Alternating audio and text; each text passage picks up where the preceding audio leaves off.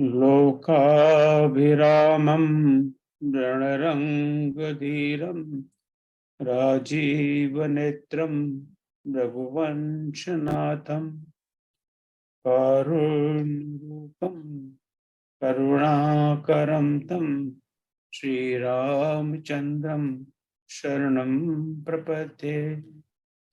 मनोजवं मारुततुल्यवेगं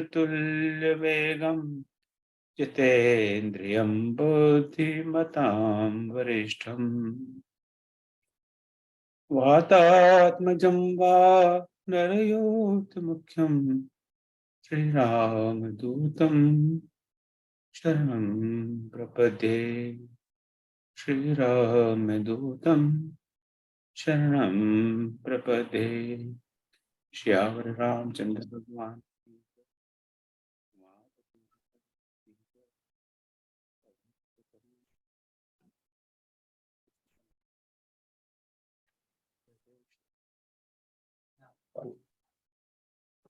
तो भाइयों बहनों, बहुत बहुत आपका स्वागत श्री रामचंद्र भवन के साप्ताहिक ऑनलाइन कार्यक्रम में। तो आज हमारे बीच विशिष्ट वक्ता डॉक्टर आदित्य शुक्ल जी हैं। हम उनको कई बार हमें उनको सुनने का सौभाग्य प्राप्त हुआ है। तो आज एक विशेष विषय पर विशेष वार्ता करेंगे।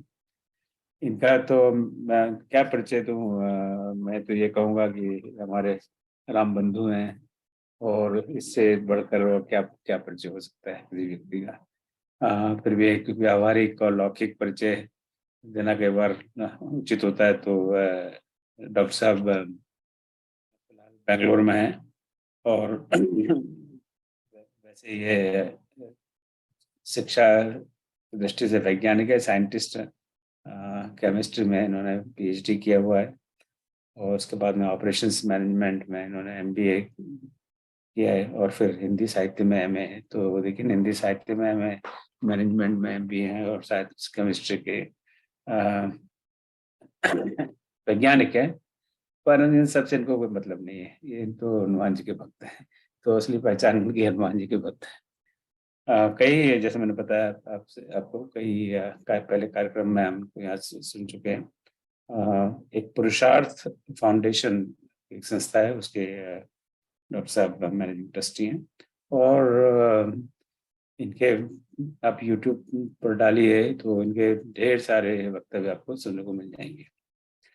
तो बहुत समय से हनुमान जी पर आदित्य जी रिसर्च कर रहे हैं, काम कर रहे हैं और उसका परिणाम ये हुआ कि उन्होंने अपने सारे वक्तव्य को संकलित करके एक पुस्तक की रचना की जिसका नाम है सफल व्यक्तित्व के लिए हनुमान मंत्र। तो बस आज अभी अभी पुस्तक प्रकाशित हुई है, थोड़ा बहुत मुझे पढ़ने का भी सौभाग्य मिल रहा है। तो बस मैं बिना समय लिए डॉक्टर आदित्य शुक्ल जी को आमंत्रित करता हूँ कि वो हमें इस पुस्तक के बारे में बताएं। हम तो बहुत व्यस्त लोग हैं, हमारे पास पुस्तक वगैरह पढ़ने का टाइम तो है नहीं। आपको पता ही है हम सब कितने ज़्यादा व्यस्त हैं, इतने बढ़िया टीवी पे शो आते हैं, पुस्तक कौन पढ़े। तो हमें बताएं कि हमें एक पुस्तक क्यों पढ़नी चाहिए और एक दो मंत्र हमें दें जिनको हमें जीवन में अपना सकें। तो डॉक्टर साहब 40-50 मिनट अपना प्रेजेंटेशन देंगे। उसके बाद में हमारे पास समय समय इनसे प्रश्न पूछने का समय, प्रश्न की कोई मर्यादा नहीं। प्रश्न तो जब तक प्रश्न है उत्तर है वो चलता रहेगा। तो तालियों के साथ डॉक्टर साहब का स्वागत करते हैं। डॉक्टर आदित्य शुक्ल जी, आपका बहुत बहुत स्वागत और आप सब श्रोताओं का भी स्वागत। और हम इनकी बात सुनते हैं। जय श्री राम। डायरेक्शन भी पॉजिटिव है, एफर्ट भी पॉजिटिव है, कहीं कोई मलाल नहीं है। 2 थप्पड़ भी खा लेंगे तो ठीक ही है ना। बहुत बहुत धन्यवाद ओम जी। ओम जी, मुझको परमिशन चाहिए अपना स्क्रीन शेयर करने का। मैं कर सकता हूं?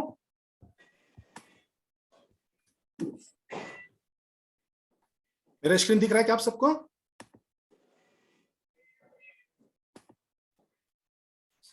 जी दिख रहा है जी। वेगी वेगी हरो हनुमान महाप्रभु, जो कछु संकट होए हमारो। कौन सा संकट मोर गरीब को, जो तुम सो नहीं जात है टारो। जय जय जय हनुमान गोसाई, कृपा करो महाराज। हाँ, बहुत बहुत धन्यवाद ओम जी। और आपने मेरा जो परिचय दिया, मैं बहुत प्रसन्न हूं कि आपने अंत में ये कहा कि ये सब तो सब कहने के लिए है, लेकिन राम जी और हनुमान जी हैं वो मेरे प्रिय हैं, और इससे बड़ा परिचय मेरा कहीं हो भी नहीं सकता। तो इस परिचय और इस विशेषण के लिए मैं आपके प्रति आभारी हूं। मैं तो चाहता हूं कि अपने जीवन काल में यदि ये विशेषण मेरे नाम के साथ जुड़ जाए, मेरे जीवन के साथ जुड़ जाए, तो मेरा जीवन जीना सार्थक हो जाएगा। और मैं ये भी जानता हूं कि सरस्वती है किसी बड़े लोगों के, जो सिद्ध लोग हैं, साधनारत लोगों हैं के, उनकी जिह्वा में जाकर के ऐसे प्रेरणा देती है। तो मैं तो आपके इसको प्रसाद को आशीर्वाद मानूंगा इस कार्यक्रम के लिए। राजेश जी और सभी, राकेश जी, सब लोग को देख रहा हूं, बहुत बड़े बड़े लोग जुड़े हुए हैं। तो मैं विद्यार्थी हूं और मैं आज अपना दीक्षांत समारोह समझ रहा हूं। तो जैसे पीएचडी का स्टूडेंट है, अपना संपूर्ण शोध और साधना कर लेता है, और जब उसको उपाधि लेना होता है तो अपने गुरुओं के सामने जाकर के प्रेजेंट करता है कि भाई देखिए मैंने ये काम किया है, और आप यदि संतुष्ट हो गए तो मुझको उपाधि के लिए आप अग्रेषित कर दीजिए। तो आज का प्रेजेंटेशन है, मैं इसी रूप में ले रहा हूं, और मेरी अपेक्षा आप सबसे यही है कि अपना विद्यार्थी समझ के ही मुझको खुले दिल से जो कुछ भी सुझाव देना है, संदेश देना है, वह है। और एक अच्छी बात और बताना चाह रहा हूं मैं, कि इसको सूचना के रूप में ही लीजिएगा, आत्म प्रशंसा के रूप में नहीं लीजिएगा। इस किताब की पहली 1000 प्रति प्रकाशित हुई है, और विमोचन का 2 हफ्ता नहीं हुआ है, सारी प्रतियां हैं बिक चुकी है। तो प्रकाशक है दूसरे एडिशन की तैयारी में है। तो यदि आपका कुछ सुझाव आता है तो यही बहुत एप्रोप्रिएट टाइम है, मैं इसको इनकॉर्पोरेट भी कर सकता हूं।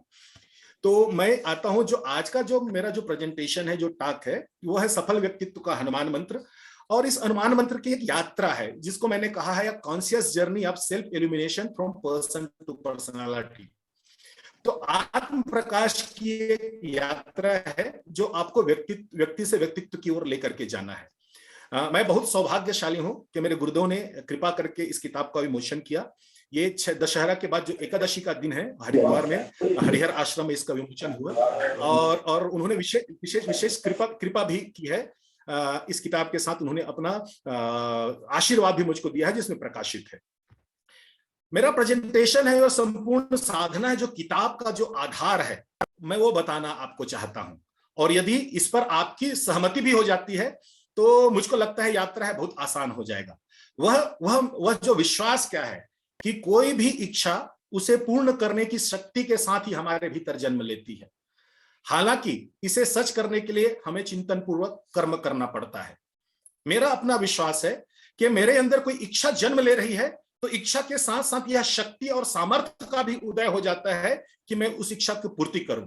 क्योंकि जो इच्छा देने वाले मालिक है, यदि हम अपने आप को ईश्वर से प्रेरित मानते हैं अपने जीवन को, तो इच्छा भी उसी का है और सामर्थ्य भी उसी का है। लेकिन एक मनुष्य के रूप में मैं इच्छाओं पर जीवन जीना शुरू कर देता हूं, और एक दीवा सपना मेरे पास आ जाता है, और अपने सामर्थ्य और शक्ति को भूल जाता हूं, और एक जीवन में एक गैप बना रहता है, दूरी बनी रहती है, जो मैं चाहता हूं और जो मैं हूं। लेकिन मैं उस शक्ति और सामर्थ्य का आह्वान कर लूं तो जो मेरी इच्छाएं हैं वह पूर्ण होंगी।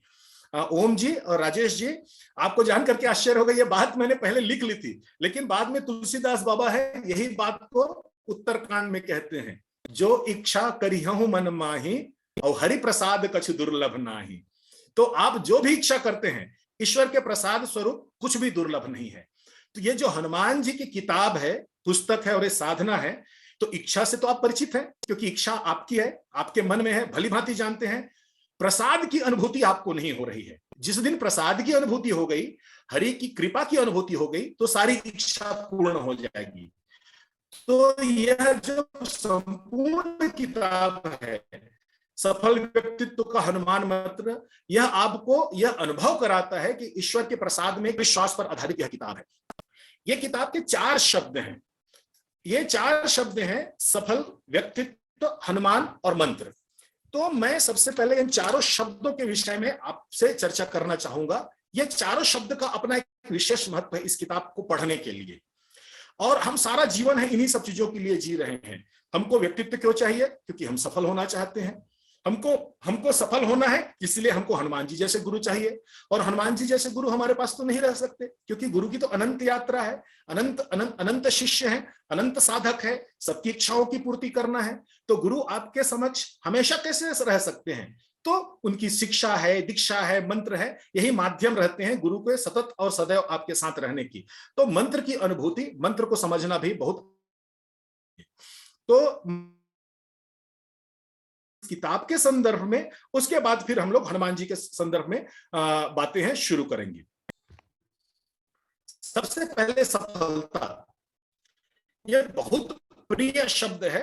हर व्यक्ति है, एक तो जीवन में दो ही चीज की कल्पना करता है, एक तो यदि भौतिक रूप से देखें तो सफलता की, और आध्यात्मिक रूप से देखें तो स्वर्ग की। उसके जीवन में अपेक्षाओं के केंद्र बिंदु माने तो सफलता और स्वर्ग।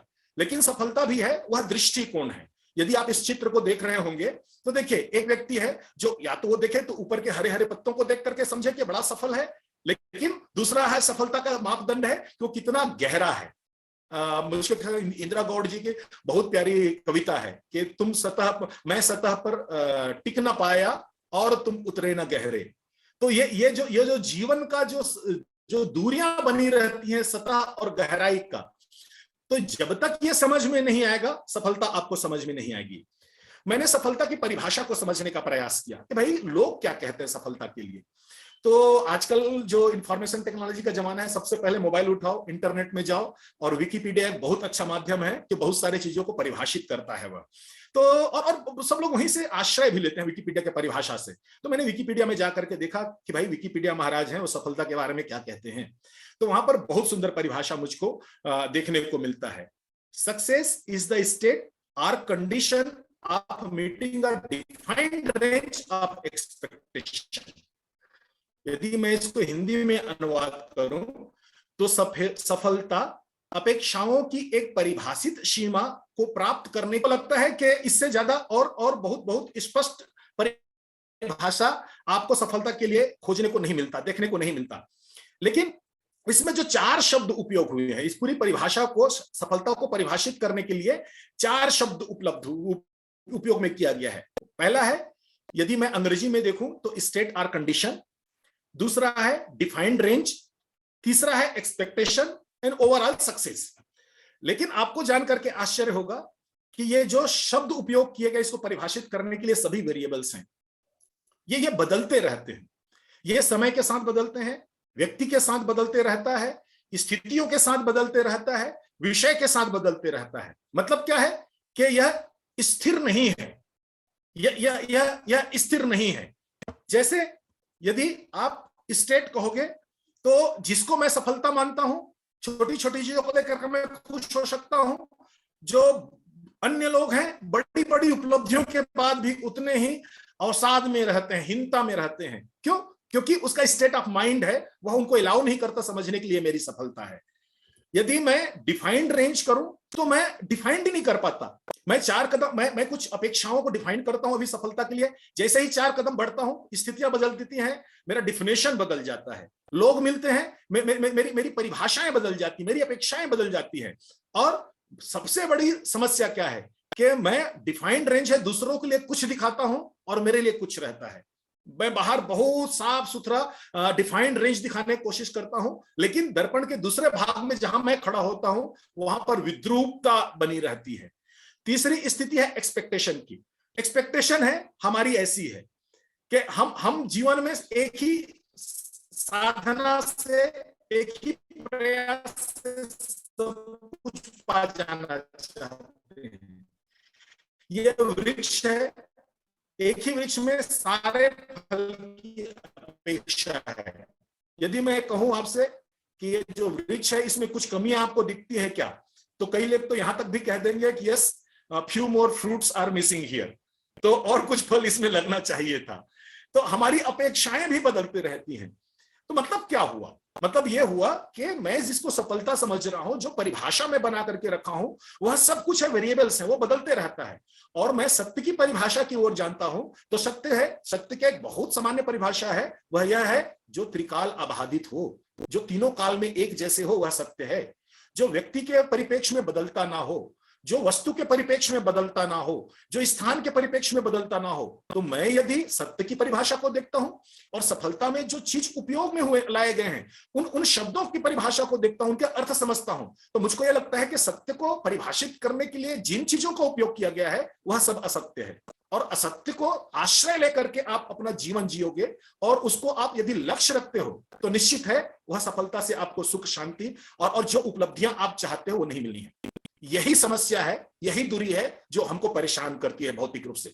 तो यदि सत्य और असत्य की परिभाषा की बात कहूं मैं, तो सत्य क्या है? सत्य जो हर काल में बदलते रहता है। लेकिन एक स्थिति है कि सत्य और असत्य के बीच की भी एक स्थिति है। जैसे मैं किसी से कहता हूं कि भाई आज कौन सा दिन है, आप कहते हो शनिवार है, आपने सत्य कहा, लेकिन इस सत्य की उम्र 24 घंटा है अधिकतम। 24 घंटे के बाद मैं आपसे प्रश्न को पुनः पूछूं तो आपका उत्तर बदल जाएगा। मैं आपसे प्रश्न करता हूं आज कौन सा महीना है, तो आप कहोगे अक्टूबर। इस सत्य का अधिकतम उम्र है वह 1 महीना है, क्योंकि 1 महीने के बाद मैं आपसे यही प्रश्न करता हूं तो आपका उत्तर दूसरा रहेगा। अर्थात क्या हुआ? तो लेकिन आज तो आप सत्य हो, ठीक है, इस सत्य की उम्र खत्म हो जाने के बाद असत्य हो जाओगे, लेकिन आज तो सत्य हो। तो फिर मैं सत्य और असत्य को कैसे समझूं? तो यहां पर हमारे बीच शंकराचार्य जी आते हैं और शंकराचार्य जी अपने अद्वैतवाद के सिद्धांत में एक नया सूत्र देते हैं। वह सूत्र है सत्य और असत्य के बीच में एक है, वह है मिथ्या। जो हम समझ रहे हैं और जिस सत्य है वो कुछ काल तक के लिए सत्य है, वह मिथ्या है। तो इस परिभाषा को मैं देखूं तो जो हमेशा त्रिकाल अबाधित है, जो हमेशा सत्य है, हमेशा वह अपने रूप को नहीं बदलता है, वह सत्य है। जो ऑलवेज वेरिएबल है वह असत्य है, लेकिन जो कभी सत्य है और जो कभी असत्य है वह मिथ्या है। तो जब हम देखते हैं तो हमारे जीवन में हम अधिकतम समय हमारा जो व्यवहार होता है वह मिथ्या पर आधारित होता है। हम जिस सत्य को सत्य मानते हैं उस सत्य की कुछ उम्र है और वो उम्र खत्म हो जाने के बाद वह सत्य है, वहीं पर वह पूर्ण हो गया। लेकिन मैं क्या करता हूं, उस सत्य को अपने ऊपर ढोते रहता हूं, उस सत्य के लाश को ढोते रहता हूं, और वह मुझको कभी एहसास ही नहीं होता कि मैं जिसको सत्य समझ रहा हूं वो सत्य है। और इस सत्य को लेकर के, इस भूल को लेकर के, इस भ्रम को लेकर के मैं अपनी सफलता की यात्रा करता हूं और मुझको हमेशा ये कंप्लेन रहता है, समस्या रहती है कि मैं जो चाहता था वो जीवन में मुझको मिला नहीं। इसमें अब इस दृष्टि से यदि मैं सफलता को परिभाषित करूं या सफलता के लिए कुछ सूत्र देना चाहूं आपको, तो मिथ्या के व्यामोह से बाहर निकलकर सत्य की सही समझ है, वह सफलता के लिए मूल सूत्र है। अब मैं एक यहां पर चिंतन कर रहा था, आपको भी बड़ा आश्चर्य होगा कि राम को सब लोग बोलते हैं सत्य प्रतिज्ञ हैं, वो सत्य की प्रतिज्ञा लेते हैं और सत्य की प्रतिज्ञा पर अडिग रहते हैं। लेकिन राम का व्यवहार मैं देखता हूं तो राम का व्यवहार तो ऐसा दिखता नहीं है।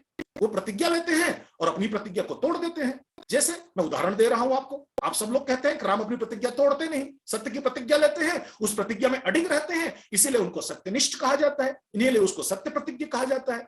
लेकिन राम जी को मैं पढ़ने का प्रयास करता हूं, जानने को प्रयास करता हूं, तो राम जी अपनी प्रतिज्ञा पर कभी अडिग नहीं रहे। उन्होंने सुग्रीव को मारने की बात की, सुन सुग्रीव मारी हो बाली एक ही बात, चलो यहां तक तो बात ठीक है, लेकिन आगे अपनी प्रतिज्ञा को और कैसे पुष्ट करते हैं? ब्रह्मरुद्र शरणागत गए ना उबरी है प्राण।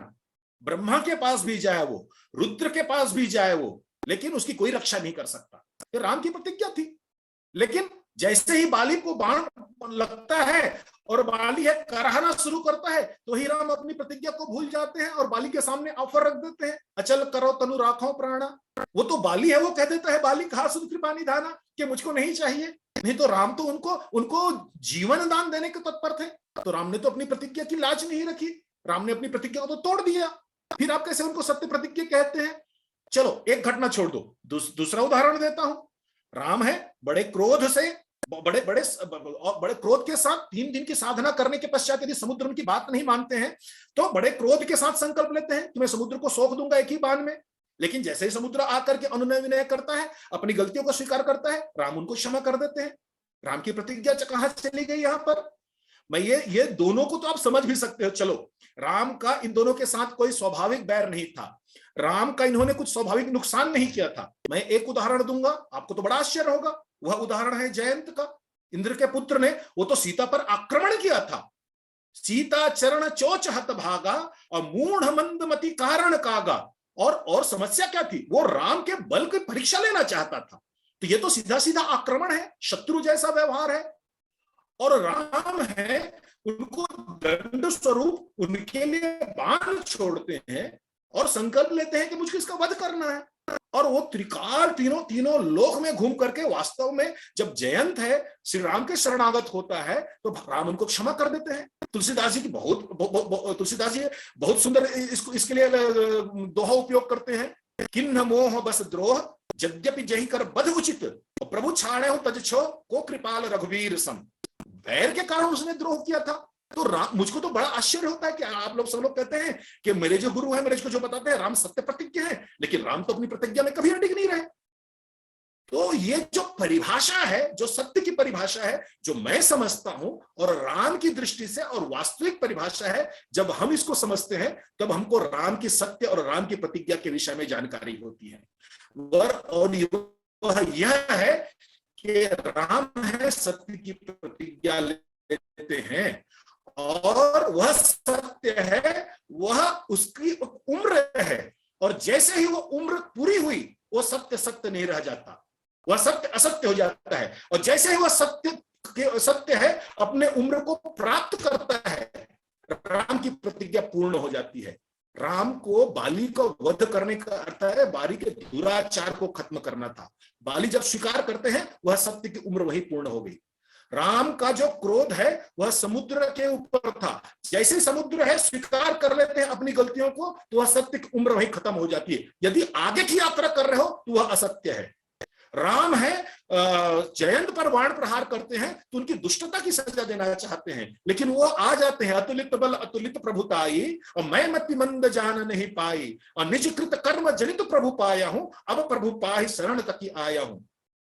जब ये अनुनय विनय करता है तो वहीं पर सत्य की उम्र पूर्ण हो जाती है और सत्य की उम्र पूर्ण होते ही राम की प्रतिज्ञा है वहीं पूर्ण हो जाती है। और इसी के साथ ही राम को सत्य प्रतिज्ञा कहते हैं। हम देखिए, हम अपने जीवन में प्रतिज्ञा लेते हैं सत्य की, लेकिन वह सत्य कब का वो खत्म हो चुका है, लेकिन मैं प्रतिज्ञा में अडिग रहता हूं। और याद रखिए, सत्य पूर्ण हो जाने के बाद भी आप प्रतिज्ञा में अडिग हैं तो वह प्रतिज्ञा नहीं है, उसको हठ कहते हैं। सत्य के साथ प्रतिज्ञा है और असत्य के साथ हठ है। और इसीलिए यदि हम लोक व्यवहार में देखें तो सत्य प्रतिज्ञा तो भीष्म पितामह को कहना चाहिए। उन्होंने अपने प्रतिज्ञा पर इतने अडिग थे वो कि कुलवधु के भरी सभा में लाज लुटती रह गई, लेकिन उन्होंने अपनी प्रतिज्ञा का त्याग नहीं किया। वस्तुतः भीष्म पितामह हठ में थे, वो प्रतिज्ञा नहीं था, क्योंकि उनकी सत्य की उम्र पूर्ण हो चुकी थी और वो सत्य की लाश को ढो रहे थे अपने जीवन में।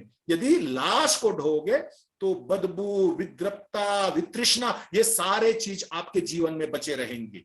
और यदि प्रतिज्ञा को लेकर के आप जीवन जीते हो तो आपका जीवन है लक्ष्य की ओर अग्रसर होगा। तो हमको यह समझना पड़ेगा कि मेरे साथ प्रतिज्ञा है या मेरे साथ हठ है। और इसीलिए राम को सत्य प्रतिज्ञा कहते हैं। और इसीलिए राम के ऊपर कभी यह आरोप नहीं लगा कि आपने अपनी प्रतिज्ञा को तोड़ दिया। और भीष्म पितामह पर आज भी आरोप लगता है कि आप अपनी प्रतिज्ञा पर अडिग रह करके गलत किए। तो जब तक हम सफलता के लिए इन सब चीजों को नहीं समझेंगे, हमारी यात्रा में सफलता के समय मैं ये नहीं समझूंगा कि मेरी प्रतिज्ञा क्या है, मेरा कमिटमेंट क्या है, मैं सत्य के साथ हूं कि नहीं है, मेरा मिथ्या आचरण तो नहीं है, मैं जिसको सत्य समझ रहा हूं वह असत्य हो चुका है, वह उम्र पार कर चुका है, मैं शनिवार को छोड़कर, जब तक यह समझ में आप नहीं समझेंगे तब तक सफलता आपसे बहुत दूर है, कोसों दूर है। हनुमान जी की सफलता की बात करूं, सब लोग बोलते हैं हनुमान जी सफल थे, संजीवनी ले आए, बहुत कुछ ले आए। मेरी दृष्टि में हनुमान जी की सफलता ये है जो आप देख रहे हैं। राम दरबार में वशिष्ठ जी नहीं है, गुरु हैं, वो कुल गुरु हैं। राम दरबार में विश्वामित्र नहीं है, राम का निर्माण किया है उन्होंने। राम दरबार में सुग्रीव नहीं है राजा होकर के, राम दरबार में विभीषण नहीं है राजा होकर के, राम दरबार में हनुमान जी हैं और रघुकुल के एकमात्र सदस्य, रघुकुल से बाहर के एकमात्र सदस्य हैं। तो जहां आप कल्पना नहीं कर सकते वहां तक पहुंच सकते हो और यही आपकी सफलता है। दूसरा शब्द है पर्सनालिटी। लोग बाग बहुत पर्सनालिटी की बात करेंगे तो कहते हैं कि भाई बोलना है, वह व्यक्तित्व है, अच्छा कपड़ा पहनना, अच्छा दिखना, dressing sense, sense of humour, ये व्यक्तित्व है। मैं यदि हैं तो जो शब्द उपयोग करते हैं, जो जो जो कर्म करते हैं, उसको विशेष दृष्टि से देखने की आपको नजरिया रखना चाहिए। तो मैं व्यक्तित्व को आज जिस किताब के संदर्भ में परिभाषित करना चाहता हूं, और वह है सबसे पहले एलिजिबिलिटी, हमारी पात्रता।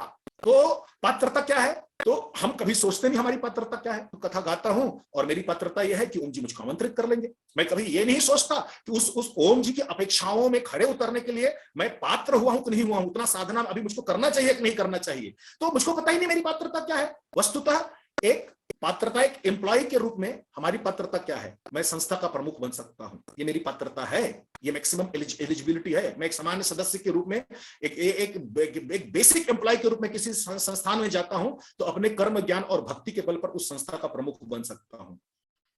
यदि एक मैं नागरिक के रूप में कहूं, एक सिटीजन के रूप में कहूं, तो मेरी पात्रता है किसी देश के प्रमुख बनने की, प्रेसिडेंट या प्राइम मिनिस्टर बनने की मेरी पात्रता है। यदि मैं मनुष्य के रूप में सोचूं तो मेरी पात्रता है एक डिवाइन पावर अर्जित करने की, नर से नारायण बनने की। और ये शंकराचार्य जी हमको बताते हैं। 32 वर्ष के उम्र में उन्होंने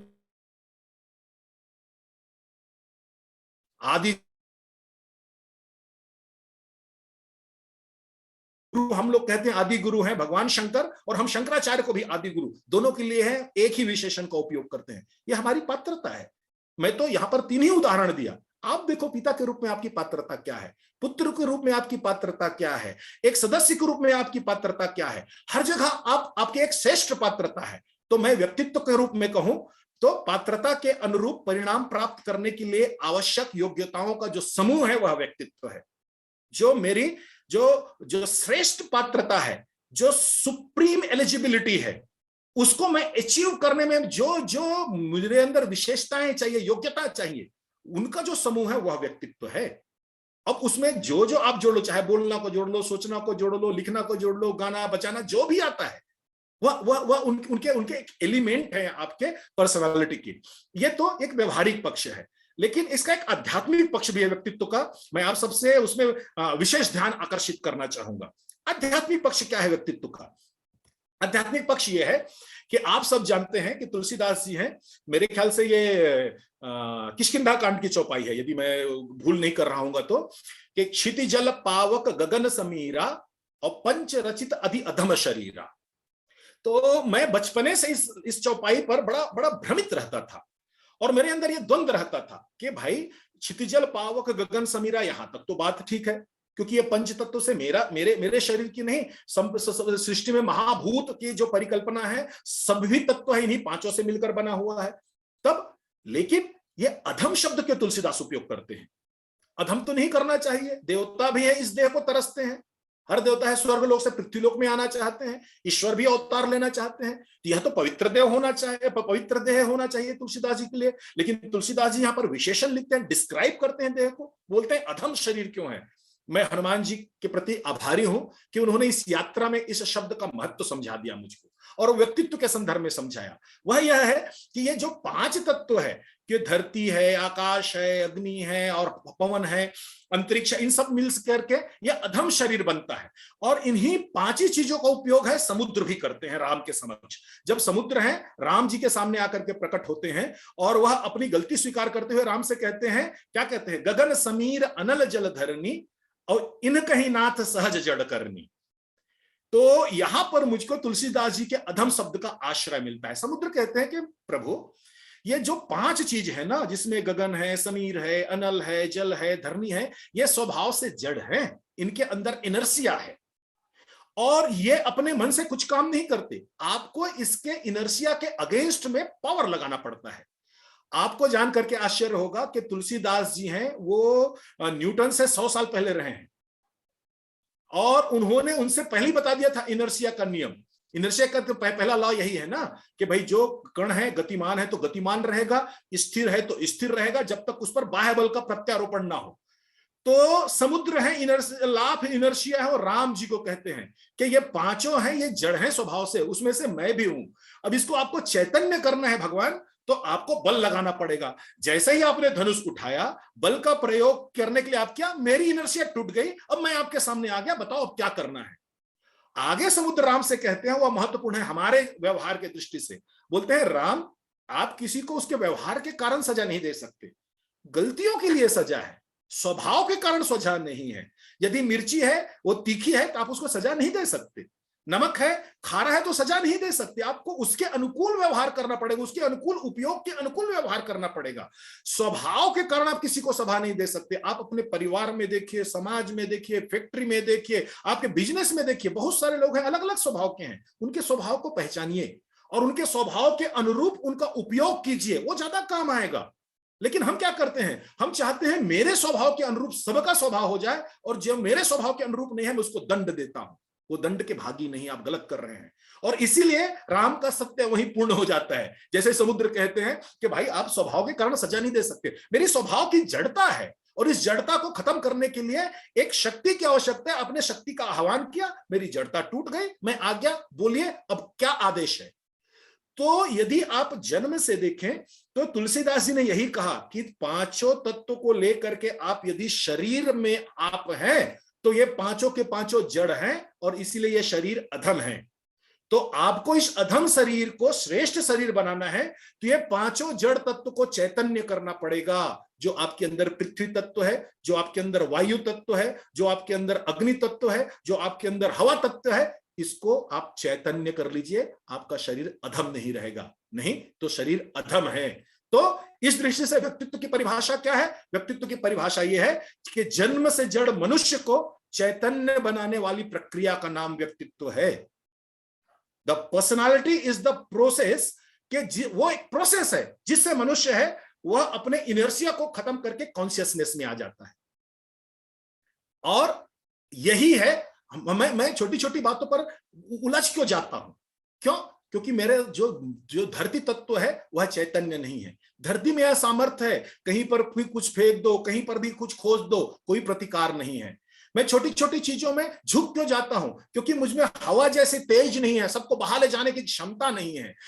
मैं छोटी छोटी बातों में गर्म क्यों हो जाता हूं? क्योंकि जो जल तत्व है, शीतलता है, वह चैतन्य नहीं है मेरे अंदर। मुझको कोई भी आकर के डरा क्यों देता है? क्योंकि मेरे अग्नि तत्व है, जो तेज है, वह चैतन्य नहीं है। इन सब और मैं एक छोटे से उद्देश्य में सीमित क्यों रह जाता हूं? क्योंकि अंतरिक्ष तत्व है, वह जड़ भरा पड़ा हुआ है। इन सबको आप चैतन्य कर लीजिए, आपका व्यक्तित्व का विकास होना शुरू हो जाएगा। एक बहुत सबका ध्यान चाहूंगा यहां पर कि एक मैथमेटिकल एग्जाम्पल आपके सामने दे रहा हूं। जैसे 13 आदमी मान लीजिए, सीरियल नंबर 1 से 13 है, उनके पास 2 रिसोर्स हैं, और यह रिसोर्स है 4 और 9, 2 नंबर का। अब इस रिसोर्स के साथ, अब इस रिसोर्स को आप कर्म ज्ञान भी मान सकते हो, बुद्धि बल भी मान सकते हो, जो भी मान लो आप, जैसे भी मान लो। उनके पास 2 रिसोर्स हैं, सबके पास कॉमन रिसोर्स हैं, लेकिन वो उनको प्रोसेस लगाना है।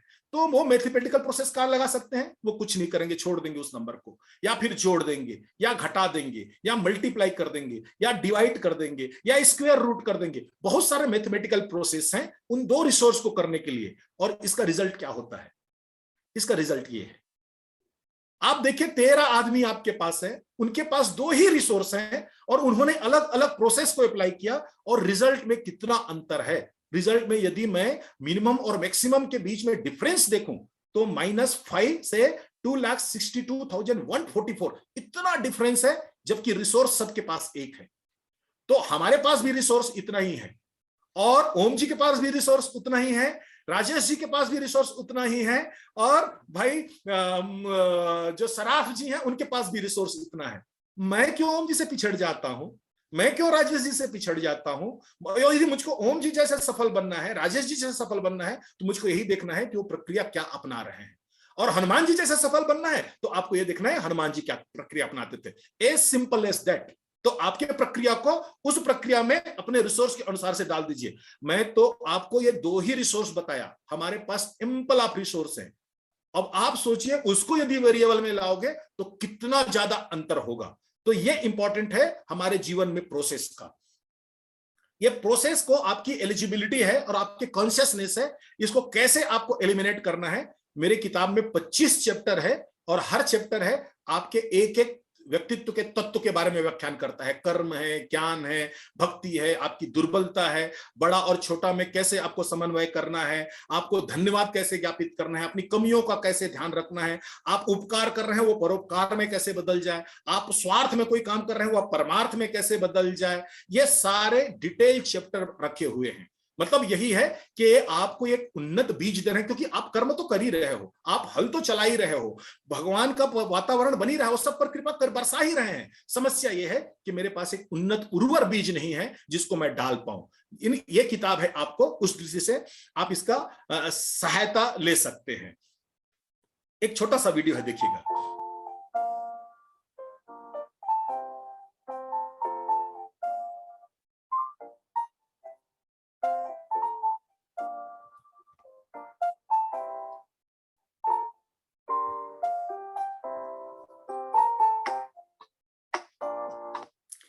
तो कई बार क्या होता है कि आपको पुश की जरूरत पड़ती है, और हनुमान जी बहुत सौभाग्यशाली थे कि उनके पास जामवंत थे।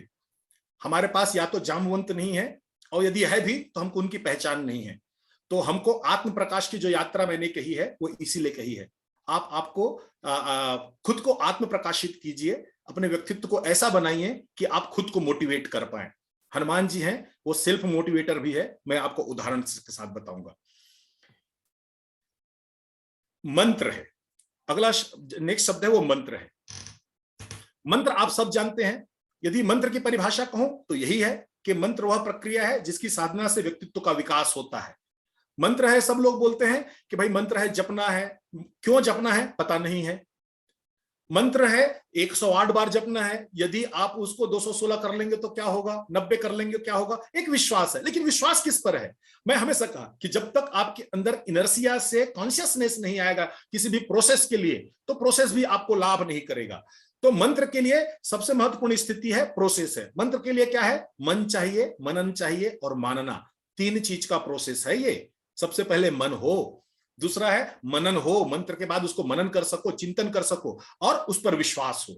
और यदि मैं इसको प्रोसेस के साथ साथ साधना की बात करूं तो मंत्र के लिए तो अद्भुत साधना है। मंत्र पाने से पहले भी साधना करना है, मंत्र मिल गया उसके बाद भी साधना है, और मंत्र को यदि आपको सक्सेस के रूप में उपयोग करने, सफलता के रूप में है, तब भी उसकी साधना है। मैं यदि जीवन में मंत्र की उपयोगिता बताऊं कि आपके लिए जीवन में मंत्र क्या उपयोगी हो सकते हैं, उसका क्या महत्व है, तो मंत्र है हमारे जीवन का एक्स फैक्टर है। एक्स फैक्टर कहने का मतलब क्या हुआ कि हम सब ने बचपने में गणित पढ़ी होगी, 5वीं तक 6वीं तक की गणित में इसको बड़ा उपयोग करते थे हम। हमारे टीचर है बताते थे कि जो प्रश्न है उसमें जो अज्ञात चीज है उसको एक्स मान लो। तो जैसे मूलधन, दशमय और क्या बोलते हैं दर दिया हुआ, जो नहीं दिया है तो उसको एक्स मान लो। तो जो कठिन सवाल है उसमें जो अज्ञात चीज है उसको आप एक्स मान लेते हो, और जो प्रश्न में दिए हुए जो बातें हैं उस एक्स में आप पिरोना शुरू करते हो, तो आपको धीरे धीरे धीरे धीरे समस्याओं का हल मिलना शुरू हो जाता है और आप एक सही उत्तर पर पहुंच जाते हो। यही तो होता है ना। लेकिन सबसे बड़ी बात क्या है कि जो एक्स है ना तो प्रश्न में है और ना ही उत्तर में है। लेकिन जैसे ही एक्स की परिकल्पना करते हो और अपनी समस्याओं को इस एक्स में पिरोना शुरू करते हो, तो एक सुंदर सा, एक सरल सा एक प्रक्रिया सामने आपके आती है और आप सफलता तक पहुंच जाते हो। जीवन में मंत्र की यही उपयोगिता है। अब मैं हनुमान जी ही क्यों मैंने लिया? हनुमान जी को सब लोग बोलते हैं ज्ञानी नाम अग्रगण्य है। इस किताब में मुझको क्षमा कीजिएगा, मैं हनुमान जी से बार बार क्षमा मांगता हूं। इस किताब में हनुमान जी की जितनी विशेषता है ना उससे कहीं ज्यादा मैं उनकी दुर्बलताओं की चर्चा की है कि हनुमान जी कितने दुर्बल थे। आपको बड़ा आश्चर्य होगा क्योंकि हम लोग हनुमान जी को महावीर मानते हैं, परम ज्ञानी मानते हैं, अतुलित बलधामम हेम शैलावदेहम धनुजवन कृशानम ज्ञानी नाम अग्रगण्यम। हम कितना ये ठीक है, प्रार्थना के लिए ठीक है, लेकिन हनुमान जी के जीवन को जाकर के देखें, उनके जीवन में भी असफलताएं हैं, उनके जीवन में भी बहुत सारी कमजोरियां हैं। हनुमान जी की विशेषता ये नहीं है उनके पास बहुत ज्यादा ज्ञान है, बहुत ज्यादा शक्ति है। हनुमान जी की विशेषता ये है कि विपरीत परिस्थितियों में उनको बहुत अच्छे से उपयोग करते थे। मैं आपको एक बहुत बढ़िया उदाहरण बताता हूं। हनुमान जी के जीवन में यदि मैं सबसे प्रमुख असाइनमेंट कहूं, सबसे महत्वपूर्ण कार्य कहूं, तो वह है लक्ष्मण के लिए संजीवनी लेकर के आना। क्यों? क्योंकि राम पहले डिक्लेयर कर चुके थे कि यदि लक्ष्मण को कुछ होता है तो मैं युद्ध नहीं लड़ूंगा, युद्ध यहीं समाप्त। और राम यह भी कह देते हैं कि मैं अयोध्या भी वापस नहीं जाऊंगा। तो मैं भक्त की दृष्टि से हटा लो, साधना की दृष्टि से हटा लीजिए, मैं तो सामान्य व्यक्ति की दृष्टि से बोल रहा हूं कि यदि कुछ गड़बड़ हो जाता ना तो हनुमान जी के पूरा इन्वेस्टमेंट है वो डूब जाता। हनुमान जी का इन्वेस्टमेंट जो लंका जलाना, सीता खोज के लाना, उसका कोई महत्व नहीं रह जाता यदि ये राम है वो युद्ध नहीं लड़ते तो हनुमान को उनके जीवन का सबसे बड़ा असाइनमेंट है और टाइम बाउंड असाइनमेंट है कि अर्ली मॉर्निंग आपको पहुंच जाना है। अब देखिए हनुमान जी हैं, यात्रा शुरू करते हैं और उनको बकायदा सुखेन वैद्य डिस्क्रिप्शन दिए रहते हैं, डिटेल स्पेसिफिकेशन बताए रहते हैं कि आपको संजीवनी को कैसे पहचानना है। हनुमान जी ज्ञानी नाम अग्रगण्य है। ज्ञानी नाम अग्रगण्य कहने का मतलब कि यदि ब्रह्मांड में ज्ञानियों की सूची बनाया जाए तो प्रथम नाम हनुमान जी का होगा। और सोचिए कि उनका जीवन का क्रूशियल असाइनमेंट है, टाइम बाउंड असाइनमेंट है, और वहां पर उनका ज्ञान काम नहीं आया। हनुमान जी जाकर के कंफ्यूज हो गए, वो पहचान नहीं पाए संजीवनी को। आप सोचिए कि हम कभी नहीं सोचते इस दृष्टि की ओर, हम पहाड़ ले आने पर उनके गुणगान कर देते हैं। आप सोचिए हनुमान जी के अंदर कितना बड़ा द्वंद्व रहा होगा, कितना बड़ा फ्रस्ट्रेशन रहा होगा। आप कल्पना कीजिए, टाइम बाउंड असाइनमेंट है और उस आदमी को डिस्क्रिप्शन बताया गया है, लेकिन हनुमान जी हैं वहां पर उनका ज्ञान काम नहीं आ रहा है। हनुमान जी हैं 1 मिनट विलंब नहीं करते, वह अपने जो विशेषता है उसको अपना बोझ नहीं बनने देते। हनुमान जी बोलते हैं ज्ञान को रखो किनारे, दुनिया क्या कहेगी उसको बाद में देखा जाएगा। मेरे पास दूसरी विशेषता है, मेरा सामर्थ्य भी है, मैं पहाड़ को उठा के ले जा सकता हूं। पहाड़ को उठा के ला करके सुखेन वैद्य के सामने रख देते हैं। हनुमान जी की यह विशेषता है। हमारे जीवन में कई बार ऐसी परिस्थिति आती है, I am known for this expertise, how come it is not going to help me, how you can reject me. मैं इसी बातों पर संघर्ष करते रहता हूं। मैं अपने जीवन में कुछ विशेषताओं को इतना ओढ़ लेता हूं कि वो विशेषताएं हैं मेरे लिए भार बन जाती हैं। हनुमान जी 2 मिनट में झटका से उसको छोड़ देते हैं। वो देखते हैं मेरे पास दूसरी विशेषता क्या है, मैं उसको कैसे उपयोग कर सकता हूं। हनुमान जी से ये सीखिए, एक ज्ञानी हो करके वो आदमी है, उनको इस बात की शर्म नहीं है कि मैं पहाड़ उठा करके ले आऊं। आप ये काम करोगे तो पहले ही परेशान हो जाओगे, दुनिया क्या सोचेगी, यार मैंने पत्ती बोला था पहाड़ उठा के ले आए। और यदि हम रहते तो मैक्सिमम क्या करते, हम ज्ञान में ही उलझे रहते और कुछ उल्टा सीधा चीज उठा के ले आते और सुखेन वैद्य के सामने लड़ते रहते कि तुमने तो यही तो कहा था ना, देखो ये तो सब मिल रहा है ना, तुमने हरा हरा कहा था, तुमने पीला पीला कहा था। बस यही करते। हनुमान जी इन सब चीजों से दूर हटते हैं। तो मैंने यही कहा कि इस पूरी किताब में जितनी हनुमान जी की विशेषताएं हैं, उससे ज्यादा हनुमान जी के जीवन का संघर्ष और हनुमान जी के जीवन का द्वंद्व है, जो मेरे जीवन की भी समस्या है। बस अंतर इतना है कि हनुमान जी उस द्वंद्व से कैसे निकले और मुझको कैसे निकलना है, यह किताब के माध्यम से आप बहुत अच्छे से समझ सकते हैं। हनुमान जी की 4 विशेषताएं हैं जो मुझको आकर्षित किया इस किताब को लिखने के लिए। पहले, हनुमान जी सक्षम गुरु हैं, तो हम तो गुरु सत्ता पर विश्वास करने वाले लोग हैं। दूसरा, यदि राम है, भगवान है और भगवान तक पहुंचना है तो राम जी के वश में हनुमान जी के वश में राम जी रहते हैं। तो जिनके वश में है तो उनके पास चले जाओ, तो वो काम बड़ा आसान हो जाएगा। हनुमान जी सदा सफल रहते हैं। मैं चाहता हूं कि मैं सदा सफल रहूं, तो मैं ऐसे किसी आदर्श को लूं कि जीवन में जिसका फेल्योर ना हो, कि मैं उनके अनुभव से सीख सकता हूं। और हनुमान जी हमारे जैसे हैं। हनुमान जी और हम में कोई अंतर नहीं है। आपको जानकर के आश्चर्य होगा, जब उस स्लाइड में जाऊंगा तो डिट्टो, बल्कि आप में बहुत सारी विशेषताएं जो हनुमान जी में नहीं थी, वो मैं आपको डिस्क्राइब करूंगा। तो सबसे पहले, हनुमान जी सक्षम गुरु हैं। तो सबसे पहले मैं गुरु को ही परिभाषित करूं। गुरु की समझ क्या है? The absence of Guru in life means being a small. जीवन में गुरु के ना होने का अर्थ है लघु होना। तो यदि गुरु ना हो, बस इतना ही परिभाषा है। जो मेरे जीवन की लघुता को मिटा दे वही गुरु है।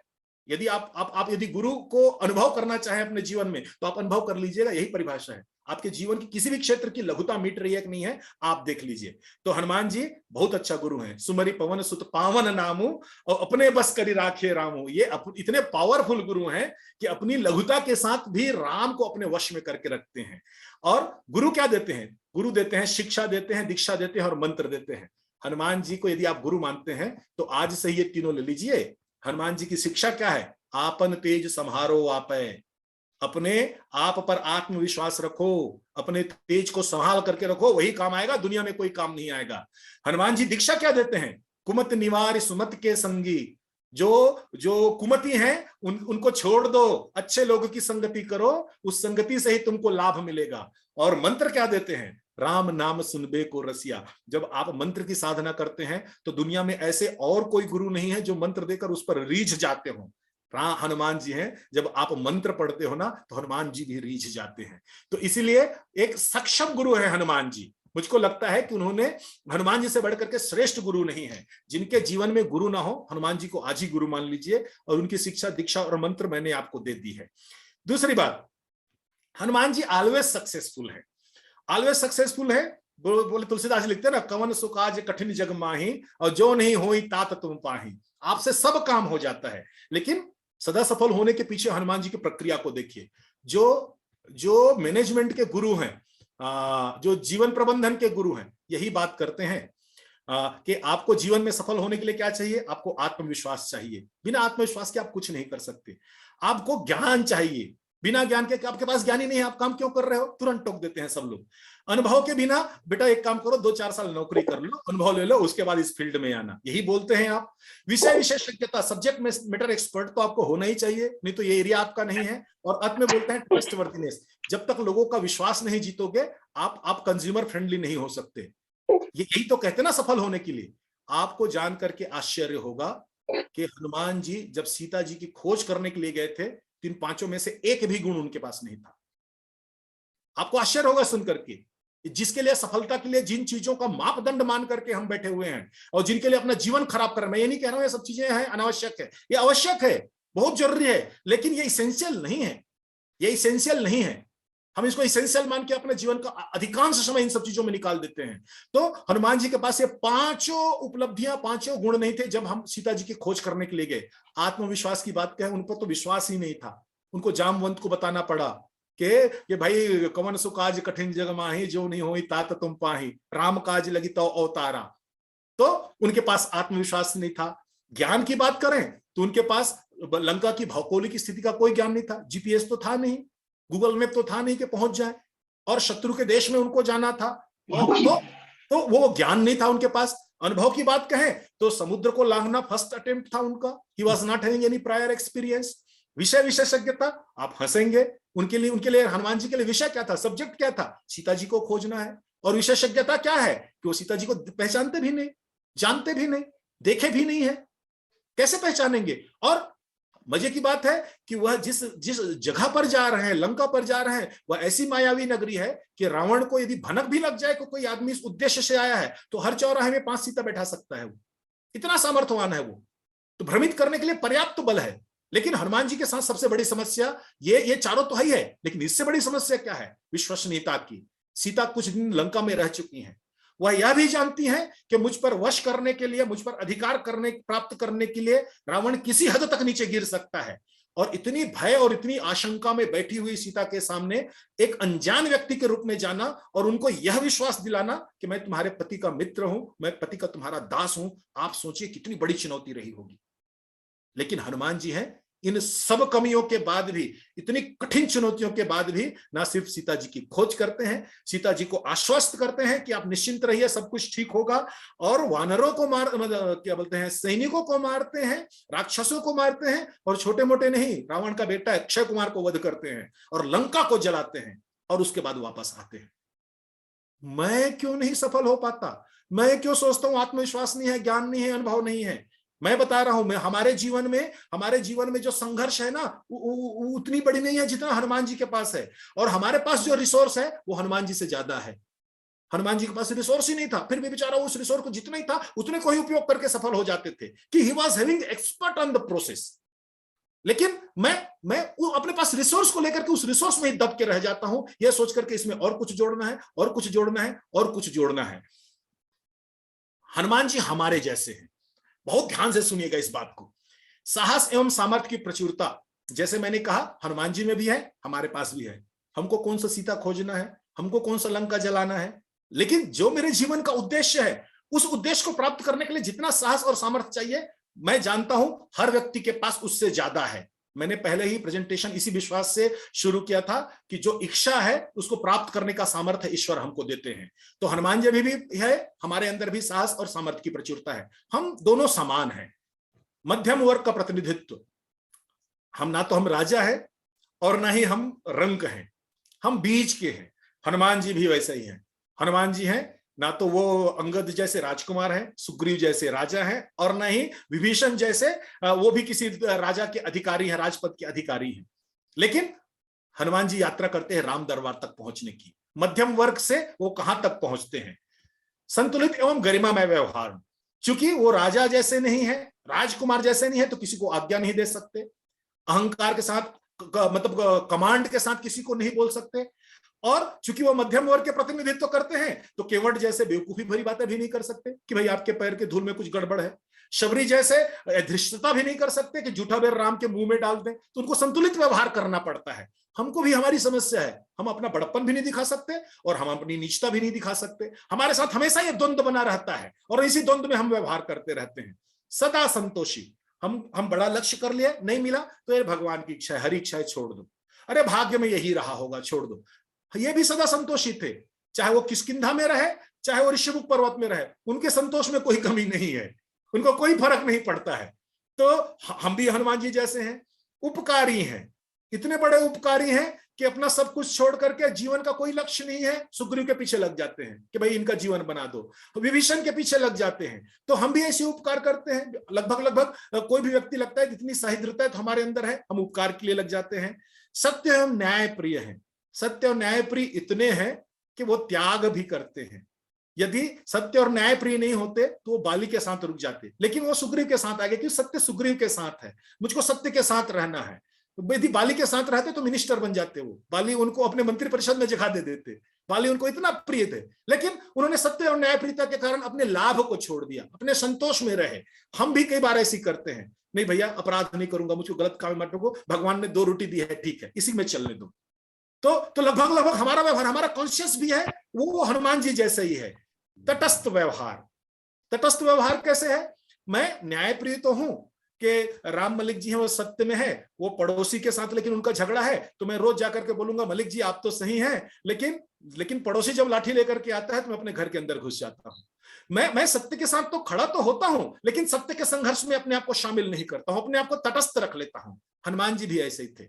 हनुमान जी है सुग्रीव के साथ घूमते रहे जीवन भर, पर भटकते रहे, लेकिन कभी सुग्रीव को के संकट को मुक्ति दिलाने का कोई प्रयास नहीं किया उन्होंने।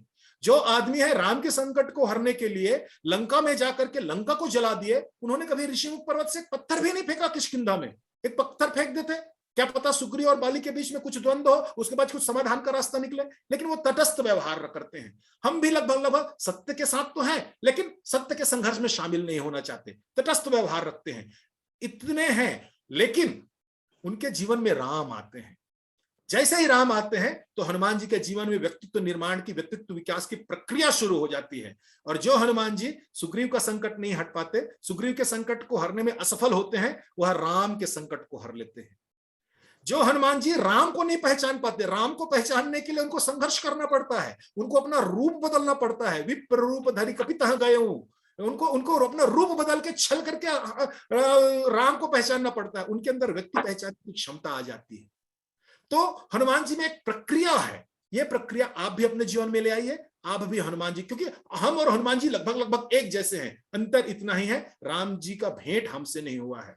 राम जी का भेंट का मतलब है सत्य का भेंट, मर्यादा का भेंट, न्याय का भेंट, वचन पारंता का भेंट, करुणा का भेंट।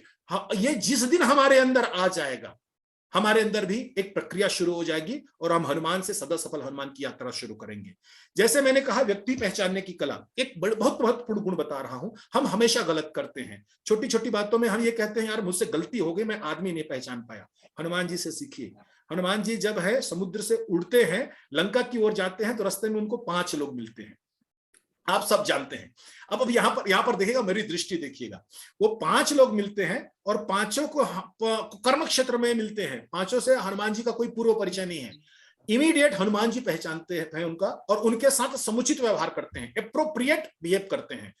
सबसे पहले मैनाक मिलते हैं, हनुमान जी करते हैं करिपुनि किन्ह प्रणाम, राम काज किन्हे बिना मोहि कहां विश्राम। तो मैनाक से मिलते हैं, उनको प्रणाम करते हैं। दूसरा है सुरसा। सुरसा को हनुमान जी उनसे विनय करते हैं, सत्य कहो मोहि जान दे माई, मुझको जाने दो, मैं राम काज के लिए जा रहा हूं। सुरसा बोलती है कहो नहीं वचन देव नहीं जाना, मैं नहीं जाने दूंगी तुमको। तो हनुमान जी उसके साथ अपने कौतुक करते हैं, रूप बढ़ाते हैं, रूप छोटा करते हैं। बाद में हनुमान जी छोटे रूप लेकर के सुरसा के मुंह से बाहर निकल जाते हैं। हनुमान जी की तीसरी मुलाकात होती है सिंहिका से, और सिंहिका क्या है, वो उड़ते हुए लोगों के परछाई को ही ग्रसित कर लेती है, उसी को खींच लेती है। हनुमान जी उसके साथ कोई वार्तालाप नहीं करते, सीधा वध करते हैं उनका। No dialogue, no discussion, no interaction, zero interaction, उनका वध करते हैं। लंकनी मिलती है, लंकनी के साथ मुष्टिका से प्रहार करते हैं और विभीषण को गले लगा लेते हैं। आपने देखा 5 व्यक्ति है, पांचों की पहचान एप्रोप्रिएट करते हैं और पांचों के साथ अलग अलग व्यवहार करते हैं। कभी आप शांत दिमाग से बैठ करके देखिएगा, इन पांचों के व्यवहार को बदल करके देखिएगा। जो हनुमान जी ने मैनाक के साथ किया वो सुरसा के साथ कर दे, जो सुरसा के साथ किया वो सिंहिका के साथ कर दे, जो सिंहिका के साथ किया वो लंकनी के साथ कर दे, आप पूरा मामला गड़बड़ हो जाएगा, पूरा मामला गड़बड़ हो जाएगा। और एक और मजे की बात बता रहा हूं कि इन 5 में से 4 लोग हैं हनुमान जी की तरफ चल करके आते हैं, चाहे मैनाक हो, सुरसा हो, सिंहिका हो या लंकनी हो, ये सब हनुमान जी की तरफ चल करके आते हैं। एकमात्र है जिनकी तरफ हनुमान जी चल करके जाते हैं, वह विभीषण है। ऐसन हट करियो पहचानी, इसको मैं हट पूर्वक करके पहचान करूंगा। और व्यक्ति पहचानने की सामर्थ्य देखिए हनुमान जी का, वो एक ही आदमी है, राम रावण के युद्ध में काम आता है। तो मैं अपने जीवन में भूल कैसे करता हूं, एक पूरा संपूर्ण पाठ है, एक चैप्टर है व्यक्ति पहचानने की कला। तो जो हनुमान जी राम को पहचान नहीं पाते थे, देखिए उनके प्रोसेस में, उनके व्यक्तित्व में कैसे विकास होता है कि देन एंड देयर लोगों को पहचानते हैं और सबके साथ व्यवहार करते हैं। मुझको यदि ओम जी कभी समय देंगे तो मैं इस विषय पर भी एक लेक्चर आप सबके रखना चाहूंगा कि हनुमान जी कैसे पहचानते हैं लोगों के साथ और कैसे डिसाइड करते हैं कि मुझको इनके साथ कैसे व्यवहार करना चाहिए। तो एक सिंपल यदि सूत्र है जो इसमें इस हनुमान मंत्र मैंने देने का प्रयास किया है, आपके पास 4 स्थितियां होती है, पीपुल यू लाइक, और दूसरा people who don't like you.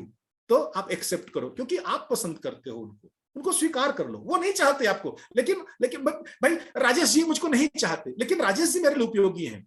मैं मेरी जो साधना आगे चल रही है वहां उनका ज्ञान काम आएगा। ओम जी मेरे लिए उपयोगी हैं, उनके ज्ञान का साधना का मैं उपयोग करूंगा, तो मैं उनसे दूर नहीं रह सकता, मैं उनको पसंद करता हूं। ठीक है, मेरी किसी गलतियों के कारण पसंद नहीं करते तो मैं प्रयास करूंगा कि मैं उनको पात्र बन जाऊं, और नहीं तो उनको अपने जीवन में स्वीकार करके रखूं, उनकी महत्ता को मान करके रखूं, उनकी श्रेष्ठता को मैं आत्मसात करके रखूं। दूसरे लोग हैं पीपुल हु लाइक यू, और लेकिन आप उनको लाइक नहीं करते, उनका रिस्पेक्ट कीजिए जीवन में। क्यों? क्योंकि वो आपको पसंद करते हैं, आपको एडमायर करते। ठीक है, आप नहीं लाइक करते, उनका रिस्पेक्ट कीजिए। क्यों? आपके अंदर श्रेष्ठता देखते हैं। लेकिन एक अंतिम स्थिति है जो आप भी नहीं उनको पसंद करते और वो भी आपको पसंद नहीं करते, उनको अवॉइड कीजिए। यदि इतना ही आप काम कर लेते हैं तो एक बहुत बड़ा एक आपके आसपास अच्छे लोगों का समूह आ जाएगा जो आपको मोटिवेट करेंगे। कोई जामवंत बन जाएगा, कोई आपके लिए विभीषण बन जाएगा, और कोई आपके लिए सुखेन वैद्य। तो ऐसे ही आपके जीवन में लोग जुड़ते चले जाएंगे। हनुमान मंत्र की विशेषता, इस किताब का इंपॉर्टेंस क्या है, ये इतना ही है। आपको यात्रा करनी ही है, ये आपकी सीढ़ी थोड़ी सी लंबी लंबी है, आपको थोड़ा सा मेहनत करना पड़ता है चढ़ के, ये आपके लिए यात्रा आसान कर देता है, हो जाएगा इस पूरे प्रक्रिया से। इस वीडियो को ध्यान पूर्वक देखिएगा, 1 मिनट का वीडियो है।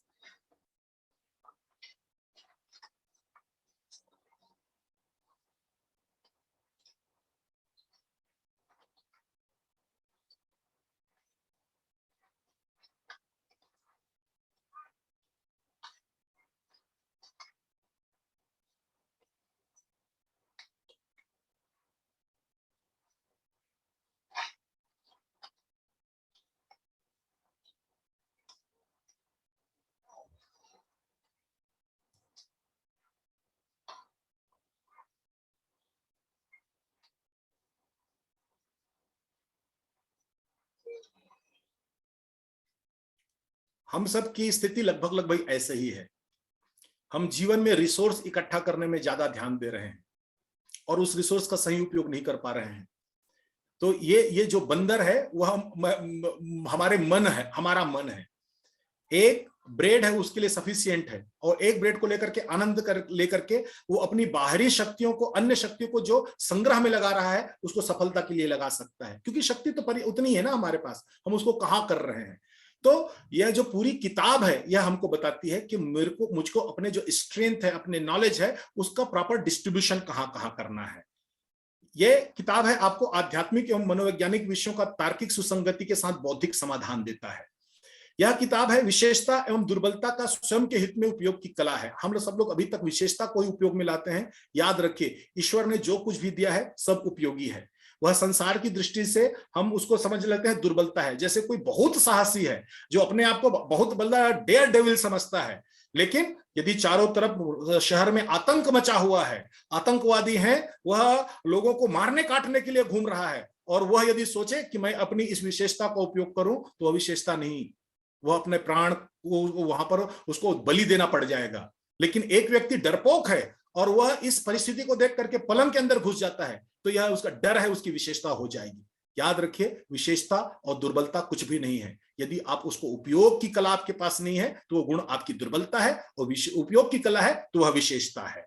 तो यह ग्रंथ है, यह किताब है, आपको यह आपको ज्ञान किताब है, ज्ञान देती है कि आप अपनी विशेषता और दुर्बलताओं को पहचानें। पुरुषार्थ की फसल के लिए उन्नत बीज है। जैसे मैंने आपसे कहा कि जैसे घोर बरसात हो, घनघोर वर्षा हो और आषाढ़ का महीना आ गया हो, तो हर आदमी है वह एक शेल्टर खोजता है, अपने आप को बचाने की सोचता है, वो रात में अपने घर में पानी ना गिरे उसकी व्यवस्था करता है। लेकिन किसान है, उसी बरसात में अपना हल लेकर के खेत में निकल जाता है। क्या अंतर है? उसके पास एक उन्नत बीज है, जिस बीज को उसको बोना है और अपने पुरुषार्थ की खेती करनी है। हमारे साथ समस्या है, जब संघर्ष में हम अपनी बचाव के रास्ता खोजते हैं, तो इसका सबसे बड़ा यही सूत्र है कि आपके पास उन्नत बीज नहीं है। वरना संघर्ष है वह आपको एक श्रेष्ठ अवसर भी देता है। आपके पास उन्नत बीज है तो आप पुरुषार्थ की खेती करने के लिए हल लेकर के जा सकते हैं। तो यह जो सफल व्यक्तित्व के हनुमान मंत्र है, आपको पुरुषार्थ करने के लिए, पुरुषार्थ की खेती करने के लिए उन्नत बीज प्रदान करता है।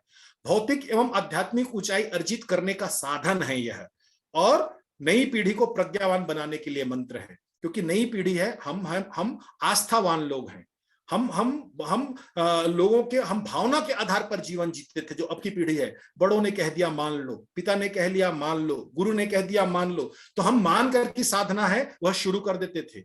लेकिन आज की पीढ़ी मानती नहीं है। वो इंफॉर्मेशन टेक्नोलॉजी का युग है, उनको लॉजिकल इंटरप्रिटेशन चाहिए, उनको बौद्धिक समाधान चाहिए। जब तक बौद्धिक समाधान नहीं उपलब्ध कराओगे, वो आपके शास्त्रों से बहुत दूर रहेंगे। तो यह ग्रंथ है, यह किताब है, युवाओं को बौद्धिक समाधान प्रदान करने का एक साधन है, एक पिता के रूप में, एक पालक के रूप में। या तो आप उनको पढ़ने के लिए कहिए, या आप खुद पढ़ करके उनके जो बौद्धिक समाधान उनको प्रदान कीजिए। देखिए वो हनुमान जी के प्रति कैसे आकर्षित होते हैं। और इसीलिए इस किताब को मैंने अपनी बेटी और अपने बेटे, मेरी बेटी है वो 16 साल की है और बेटा है 14 साल का, उन दोनों को समर्पित किया है कि नई पीढ़ी है वह इस किताब का लाभ उठाए। अंत में मेरे पास सिर्फ 2 मिनट है। सब लोग सुंदरकांड पढ़ते हैं। सुंदरकांड की एक विशेषता है, जो मैं कुछ विशेषताएं खोज करके निकाला हूं। ये पूरी जो किताब है वो सुंदरकांड पर आधारित है। पहली विशेषता है आत्मविश्वास। सुंदरकांड से पहले सारे लोग के अंदर कोई भी विश्वास नहीं था, और विश्वास की इतनी कमी थी कि जो सारी सेना है वह आत्महत्या करने के लिए तैयार बैठी थी, क्योंकि उनको लग रहा था कोई मार्ग नहीं सूझ रहा था। उनको बोले सुग्रीव के पास जाएंगे तो ऐसे ही वध कर देंगे, इससे अच्छा यहीं पर प्राण त्याग दे। और वहां पर जैसे ही सुंदरकांड जैसे ही शुरू होता है, सुंदरकांड है आत्मविश्वास का संचार करता है। यदि सुंदरकांड आप पढ़ते हैं तो आप यह देखिए आपके अंदर आत्मविश्वास का संचार हो रहा है कि नहीं हो रहा है। यदि नहीं हो रहा है तो आपके पढ़ने, प्रक्रिया, चिंतन मनन में कुछ कमी है, उसको परिमार्जित कीजिए। 2 पीढ़ियों में सामंजस्य है। जामवंत के वचन सुनाए। जामवंत है, ज्ञानवान है, लेकिन ज्ञान काम नहीं आ रहा है। हनुमान जी है वो सामर्थ्यवान है, ज्ञान को भूले हुए हैं। लेकिन ये 2 पीढ़ियों का योग जहां पर होता है वहां चमत्कार है। सुंदरकांड ये बताता है। नई पीढ़ियों को अपने साथ रखिए। सुंदरकांड पाठ करते हैं, आपके पास पूजा की सामग्री नहीं है, चलेगा। आप शुद्ध अशुद्ध हो, चलेगा। लेकिन नई पीढ़ी को बिठा लीजिए। जब तक 2 पीढ़ी नहीं है, तो वैसा ही है जैसे आप शादी में अकेले बैठो, वर है और वधू नहीं है, तो आप विवाह कर लिए। सुंदरकांड जब तक 2 पीढ़ियों का योग नहीं करोगे, यह फलदायी नहीं है। युवा पीढ़ी को सलाह। हमारी सबसे बड़ी समस्या है कि जो युवा पीढ़ी है वो बुजुर्गों के लिए बोलते हैं कि ये आउटडेटेड बात करते हैं, और हम बोलते हैं कि बच्चे सुनते नहीं हैं। तो जामवंत से सीखिए आपको कैसे सलाह देना चाहिए। जामवंत के वचन सुनाए, लेकिन सुन हनुमंत हृदय अति भाए। युवा पीढ़ी के मन को भाने वाली बातें कहिए। अपने आप को संवाद की कला में ऐसे परिपक्व बनाइए। एक चैप्टर भी है इस किताब में, हमको कैसे बात करनी चाहिए, कब और किससे कैसे बात करनी चाहिए। तो युवा पीढ़ी को जो सलाह देना है उस पर भी आपके पास ज्ञान है, अनुभव है, लेकिन आप सलाह नहीं दे पा रहे हैं। आप अपने बच्चों से दूरियां बना रहे हैं। They are not listening to me. Come on, problem आपकी है, समस्या आपकी है, वो आपको सुनेंगे। और आप अपने ज्ञान और अनुभव को अपने साथ लेकर के घुटते रहते हैं। जिस ज्ञान और अनुभव से आप नई पीढ़ी को नई ऊंचाइयां दे सकते हैं, आप उनको अपना अवसाद का कारण बना करके बैठे हैं, सिर्फ इसलिए क्योंकि जामवंत जैसे आपको बोलने की कला नहीं है, जामवंत जैसे आपको सलाह देने की कला नहीं है। सुंदरकांड से आपको सीखना पड़ेगा। लक्ष्य के प्रति समर्पण, राम काज किन्हे बिना मोहि कहां विश्राम। जब अब लक्ष्य बना लिए हैं तो समर्पण को छोड़ दो। बहुत सारे लोग आते हैं, हमारे माता पिता आते हैं, क्या कमी है घर में जो तुम दूसरे शहर जा रहे हो, मेरा ही बिजनेस इतना बड़ा है बेटा, नया क्यों खोल रहा है तू, क्यों टेंशन ले रहा है। तो बहुत सारे लोग हैं जो मैनाक की तरह आते हैं, मेरे माता पिता शुभचिंतक हैं, वो मुझको प्रोटेक्ट करना चाहते हैं, लेकिन मैं अपने लक्ष्य के प्रति समर्पित रहूं। बुद्धि एवं बल का समन्वय है, कब बुद्धि का उपयोग करें, कब बल का उपयोग करें। मैंने जैसे कहा, हनुमान जी 5 लोग के साथ अलग अलग उपयोग करते हैं, और उल्टा करके देखो, सारा मामला गड़बड़ हो जाएगा। वैसे ही परिस्थिति अनुसार व्यवहार करना है। जहां पर आपको बंध जाना है, बंध जाइए। हनुमान जी को मोह न कछु बांध है कई लाजा, किन्न करो निज प्रभु कर काजा।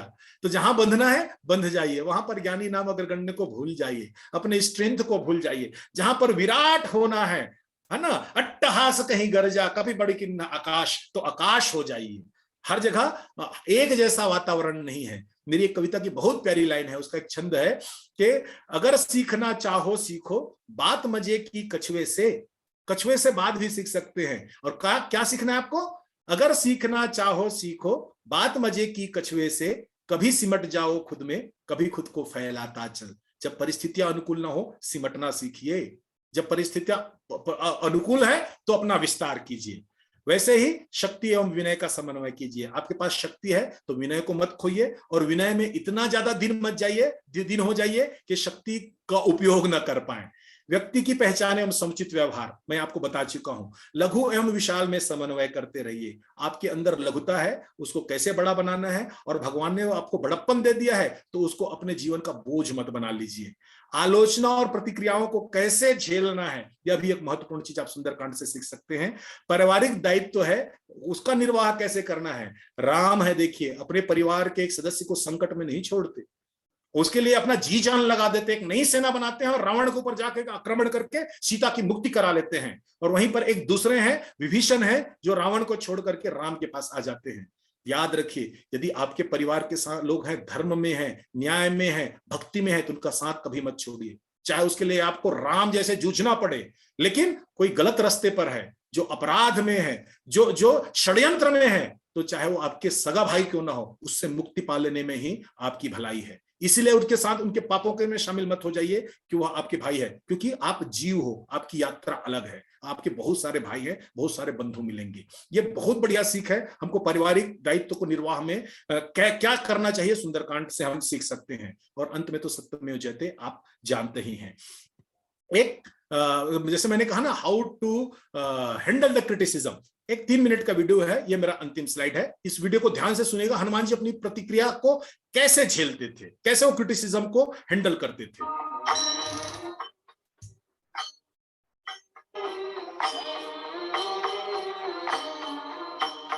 कि आप लक्ष्य निर्धारित कर लिए और कर्म करना शुरू कर दिए, तो लोग क्या प्रतिक्रिया दे रहे हैं, इससे अप्रभावित रहिए। बहुत बार हमारे साथ यही स्थिति हो जाती है कि हम लोगों की प्रतिक्रिया से या तो कर्म बदल देते हैं या लक्ष्य बदल देते हैं। आप ध्यान रखिए, जो लोग प्रतिक्रिया देते हैं ना, वो आपके कर्म को देख करके देते हैं। आपके लक्ष्य का उनको पता ही नहीं होता, आपका उनको पता ही नहीं होता कि आप बिना चप्पल के पैदल चल रहे हैं और 10 लोग आपको प्रतिक्रिया देना शुरू कर देते हैं कि कांटा पड़ेगा, कंकड़ पड़ेगा, चप्पल पहन लो, क्योंकि आपके कर्म को देख के दे रहे हैं। उनको ये पता नहीं है कि आप एक्यूप्रेशर के लिए पैदल चल रहे हैं बिना चप्पल के। तो जिस समय उनको लक्ष्य पता चल जाएगा, वो प्रतिक्रिया नहीं देंगे। तो लोगों की प्रतिक्रिया वो कर्म के कारण होती है, लक्ष्य के कारण नहीं होती। मैं एक बहुत अच्छा उदाहरण देता हूं हनुमान जी के जीवन से। मैं चाहूंगा कि मेरे जो साथी जो मुझको सुन रहे हैं, इस बात को बहुत ध्यान से सुनिए। जब हनुमान जी के पूंछ में आग लगाने की घोषणा होती है, तो आप कल्पना कीजिए, हनुमान जी बंधे हुए और उनको बांध करके लंका के गलियों में लेकर के जाया जाता है। तो लंका के जो लोगों की क्या प्रतिक्रिया होती है, कौतुक कहाँ आए पुरवासी, सारे लोग हैं, बोले बंदर के पूंछ में आग लगाया जाएगा, सब लोग आ जाते हैं। और मारहि चरण करहि बहु हांसी। हनुमान जी को कोई पैरों से मारते हैं, कोई पत्थर फेंक करके मारते हैं, कोई है ताली बजा बजा करके उनका उपहास करते हैं। अब तो बंदर के पूंछ में आग लगेगी, अब तो बहुत मजा आएगा। अतुलित बल धामम हेम शैलाभ देहम।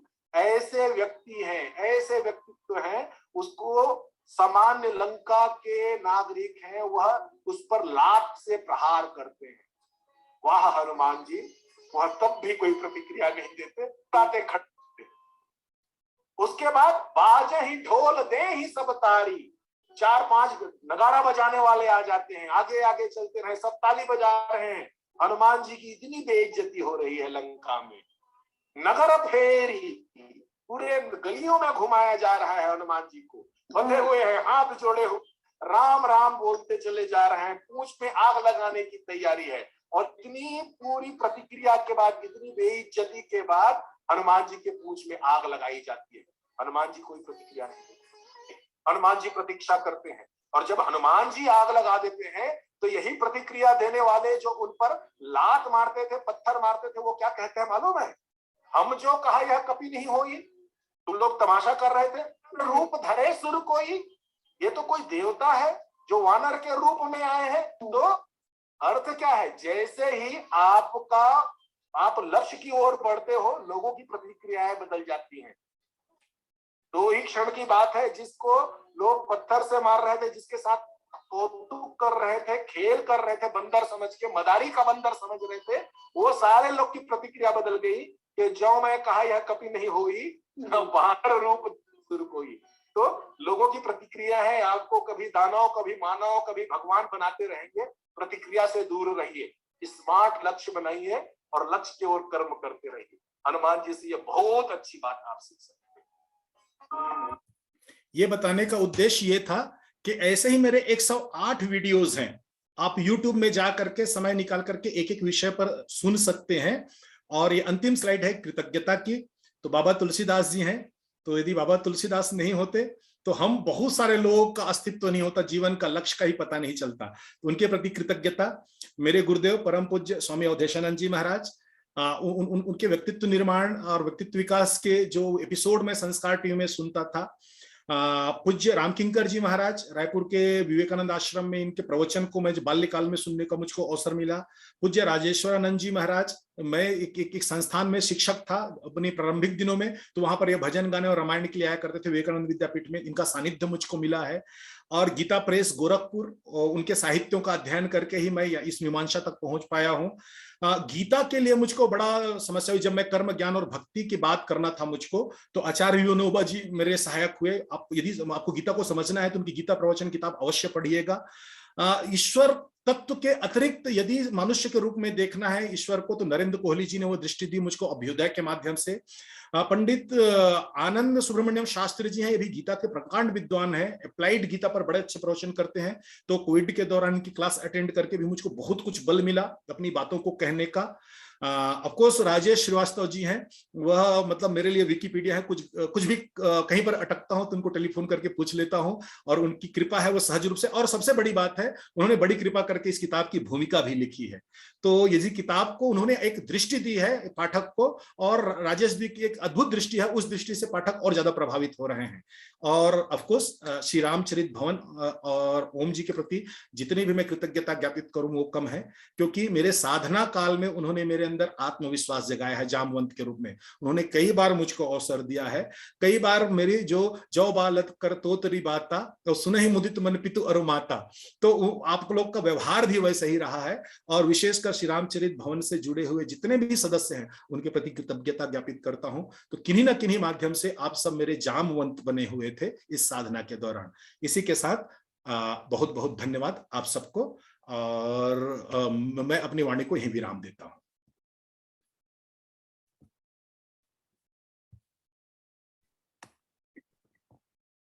बहुत सुंदर आदित्य जी, अत्यंत उत्तम प्रस्तुति आपकी।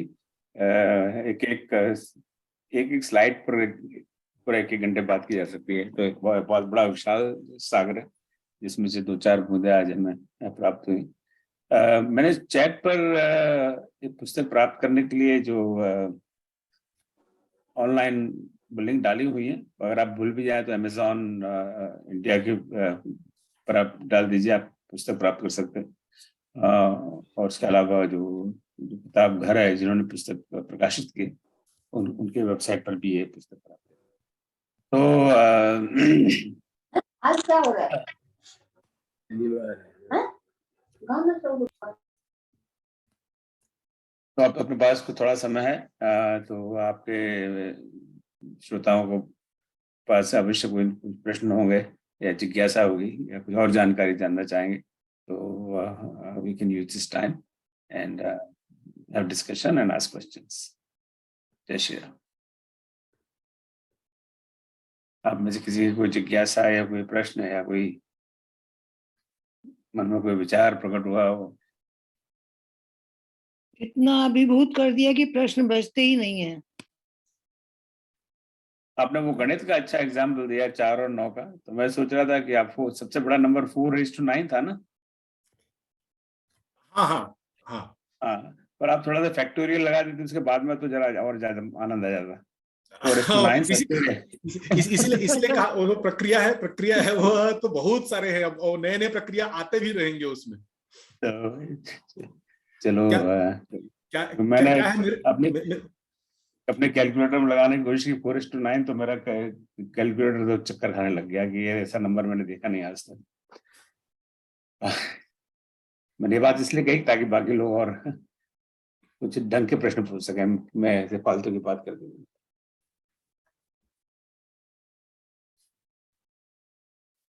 किसी का कोई प्रश्न है, कोई उत्सुकता नहीं?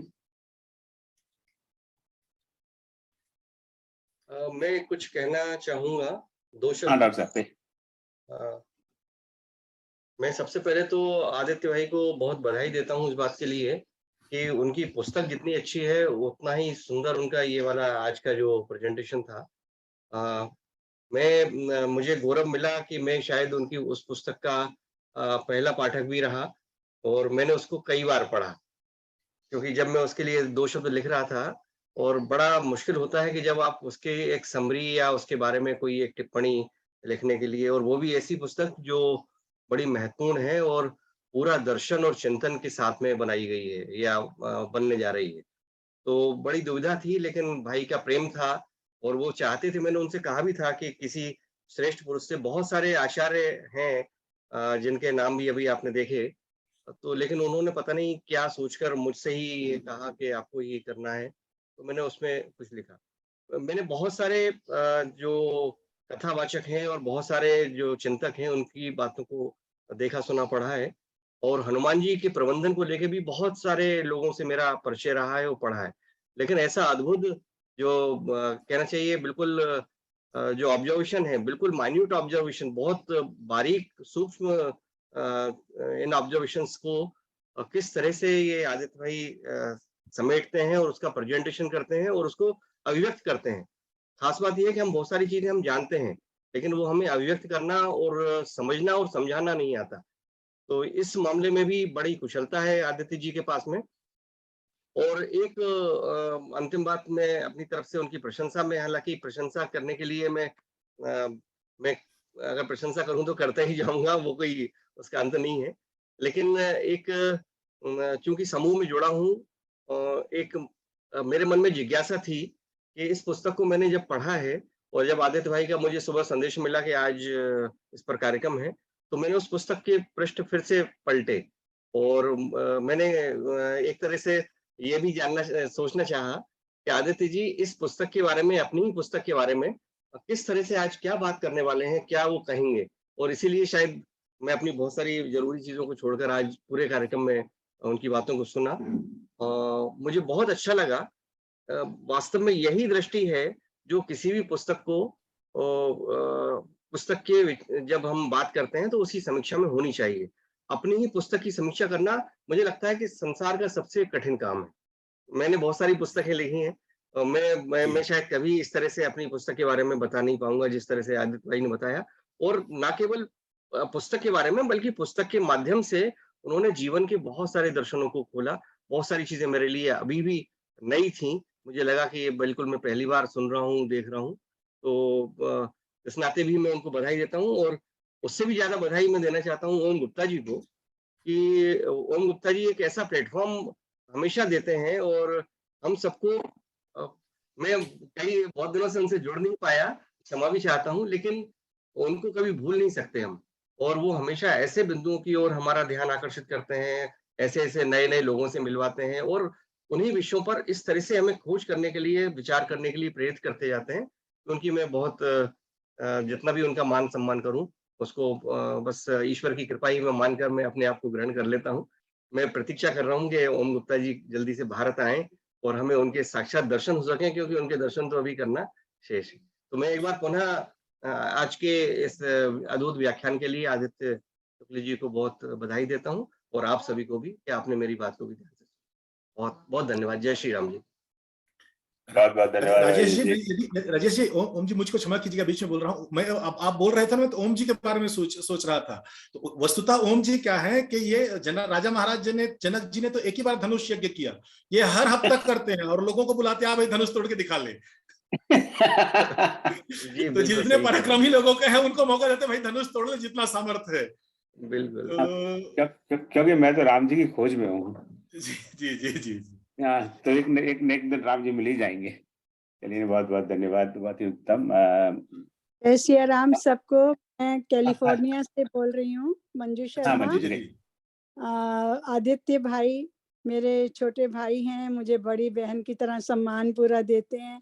इनके अनुरोध पर ही आज मुझे समय अनुकूल था तो मैंने ज्वाइन किया, और कोई प्रश्न नहीं है मेरा। मैंने तो इनका हर वीडियो देखा है इनका, और बहुत मेरे मन में इनके प्रति श्रद्धा सम्मान है।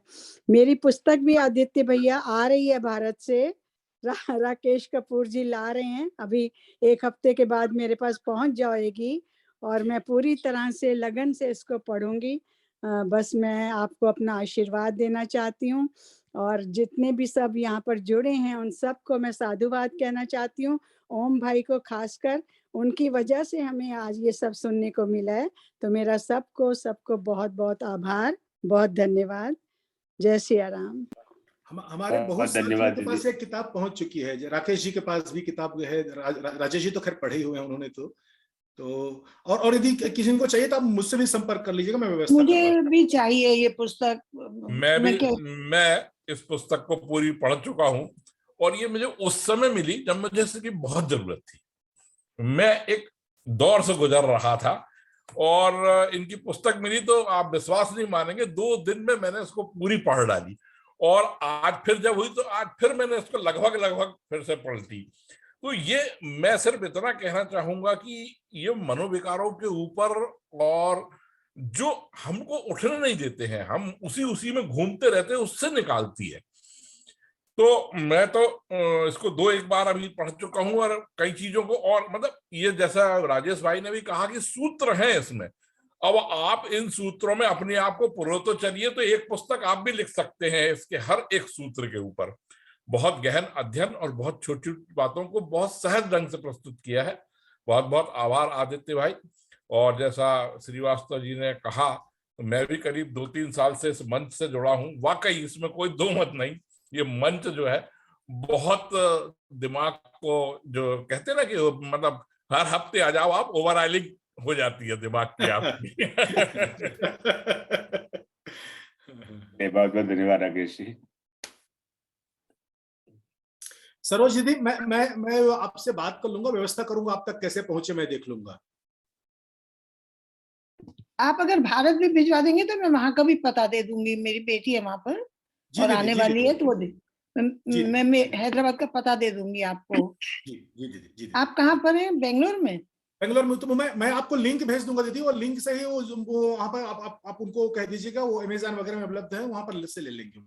जी ठीक है। अच्छा, नमस्ते। वैसे भी ओम जी ने यहाँ पर चैट बॉक्स में लिंक भी डाल दिया है। अच्छा मैंने चैट बॉक्स में डाला है, पर अगर चैट से भी आप ना ले पाए तो मुझे बाद में एक संदेश भेज दें, देन मैं आपको ठीक है, लिंक भेज दूँ। वो ज्यादा अच्छा है। अभी तो मैं देख नहीं पा रही हाँ कहाँ हाँ, नहीं पर है। ठीक, नहीं पर सही बात है। लिंक ग्रुप में डाल दीजिए तो हाँ सबको नहीं, मिल लिंक जाएगा। नहीं, ग्रुप में मैं इसलिए डाल सकता, इतने सारे ग्रुप में तो कहाँ कितने लोग ग्रुप डालो, तो आप हमें भेज दीजिए, ना, तो मैं आपको लिंक भेज दूंगा, ठीक है।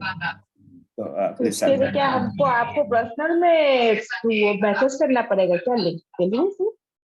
हाँ जी, हाँ मोहिनी जी, हम बोले उसके क्या बुक लाने के लिए हमको पर्सनल में आप में मैसेज करना पड़ेगा, क्योंकि ये चैट वाला तो अभी खत्म हो जाएगा तो मुझसे भी बाद में हाँ तो नहीं, मिल हाँ नहीं पाएगा। मुझे पर्सनल लिंक आप संदेश भेज दीजिए कि मुझे लिंक चाहिए, मैं आपको लिंक भेज दूंगा, ठीक है ना। Okay sir, thank you. बहुत सरल, इतना छोटा और मोटा वैसे काम भी मैं कर सकता हूँ। वैसे बड़े भी बड़े वैसे काम भी के लिए आदित्य जी हैं, राकेश जी हैं, चौबे जी हैं, श्रीवास्तव जी हैं, छोटे लिंक विंक भेजने का काम मैं पोस्ट ऑफिस में मैंने बहुत साल नौकरी की है, तो मुझे बड़ा आनंद आता है इधर का आपने सामान उधर कहाँ करना, आपने इधर का कहाँ सामान काम इधर। नहीं किया ये बता दीजिए बस। हाँ, मैंने काम नहीं कहाँ किया है, काम कहाँ नहीं किया, नहीं काम कहाँ किया राम है, जी के, प्रश्न ये। जब आप राम जी के चरणों में कर रहे हैं ना, तो वो कहाँ काम नहीं किया, बस मैं ये जानना चाहती हूँ। तो हाँ, आपको मैं लिंक भेज दूंगा। चलिए, अपना समय होने आया है, तो समय से ज्यादा समय लेना भी नहीं चाहिए। आप सबको स्मरण करा दूं कि हर मंगलवार को संक्षिप्त रामायण का हम यहाँ पाठ करते हैं, आप में से जिसको भी रुचि हो please sign up for that. करीब 3 महीने से रामायण का अध्ययन क्लास चल रहा है यहाँ पर, हर गुरुवार को वो क्लास होता है। अभी अगले गुरुवार को समय यही है, लिंक भी यही है, तो अगर और अगले गुरुवार को तो बालकांड का अंतिम क्लास है। उस दिन तो राम जी का विवाह होगा, बारात पहुंच गई है, राम जी भी मंडप में पहुंच गए हैं, बस फेरे बाकी हैं। तो बड़ा सौंदर्य है, और उसमें आप आइए, और डॉक्टर रश्मि वार्ष्णेय है जो मुंबई में, वो उस दिन का वो क्लास पढ़ाएगी। इस क्लास का मॉडल टीम टीचिंग है, 12 लोग मिलकर पढ़ा रहे हैं, और अपने अपने हिसाब से। और अगले शनिवार से हम मानस के दोहों पर चर्चा शुरू करेंगे। कुछ 3-4 महीने पहले हमने मानस के सोरठों पर चर्चा शुरू की थी कि सोरठा है क्या, सोरठा छंद क्या है, और कई मित्रों ने अपने मनपसंद सोरठों पर चर्चा की थी। तो इस अगले शनिवार से मानस के दोहों पर हम चर्चा करेंगे। हालांकि मानस में तो बहुत सारे दोहे हैं, तो उसमें से पहले कुछ समय पर 20-25 मिनट दोहा छंद क्या है उस पर बात करेंगे, और बाद में भिन्न भिन्न अच्छा दोहों पर हमारे ज्ञानी मित्र चर्चा करेंगे। तो आपको जितना भी समय मिले आप बताएं, और उसका आनंद लें। बस मेरे पास और कोई इस समय घोषणा नहीं। आज आप आज पधारे, आप सबका बहुत बहुत धन्यवाद। सब श्रोताओं का बहुत बहुत धन्यवाद। और आदित्य जी बहुत ही शॉर्ट नोटिस पे आ जाएं, मैं इनका बड़ा आभारी हूँ क्योंकि आपने अपनी सम्मति दी इतने शॉर्ट नोटिस पर आकर अपनी पुस्तक की चर्चा की। और पुस्तक से ज्यादा जो हनुमान जी का जो पूरा चरित्र है, हनुमान चरित्र, उस पर चर्चा की, और उनके कई ऐसे पक्षों को उजागर किया जिसके बारे में हम कभी सोचते नहीं है।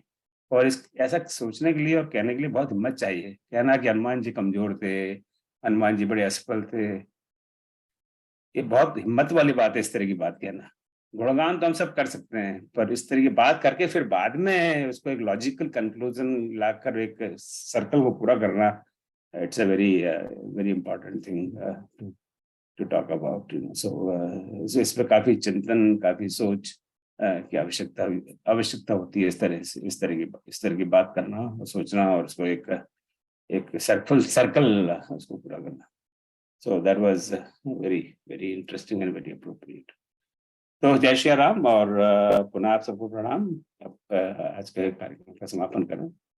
ओम सर्वेषां स्वस्तिर्भवतु, सर्वेषां शान्तिर्भवतु, सर्वेषां पूर्णं भवतु, सर्वेषां मङ्गलं भवतु। ॐ सर्वे भवन्तु सुखिनः, सर्वे सन्तु निरामयाः, सर्वे भद्राणि पश्यन्तु, मा कश्चित् दुःखभाग् भवेत्। ॐ असतो मा सद्गमय तमसो मा ज्योतिर्गमय मृत्योर्मामृतं गमय। ओम शांति शांति शांति।